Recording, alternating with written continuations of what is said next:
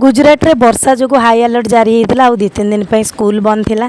तो आज जेहेतु स्कूल खोलला झीर मत जल्दी जल्दी उठिकी आगे ताको स्कूल पठा पड़ा। तापर से स्कूल गलापर मोर घर कम सब लगी कर लगी पड़ी।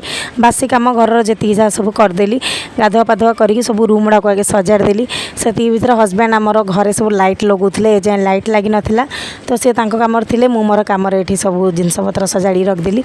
तापर पलि आसली लंच बनवाक। आज लंच रे बनईबी भाभी अंडा तरकारी कहीं मो ते ठंडा हो ठंडारू किसी भल लगुनि भाविली टी अंडा तरकारी बनई खाइबी गरम गरम अंडा तरकारी। तो एपटे अंडा आलू को सिझे देती अंडा और आलू को ना मु भाजिकी भड़िया किना करे। तो आलू को मुझे सिझेले भी भाजे मत भल लगे आ अंडाटा आमर टे कड़क भजा हुए। तो एपटे अंडा और आलू भाज सारापर मसला को भी ग्राइंड कर देती भल कि मसला एपटे कषिदेली आउ कषि भाला भितर सेपटे भात बन देती सालाड भी काटी देती लास्ट को खाली पांपड़टा छाणियार था। तो अंडा और आलू को भी मसला सहित 5-10 मिनट कषिली तापर से झोल जी दरकार से पानी देदेली। तो तापर मु माने कली झील को स्कूल को आनिया को तार स्कूल टाइम होता छुट्टी टाइम हो जाता ठीक 1 बेले तार छुट्टी हुए।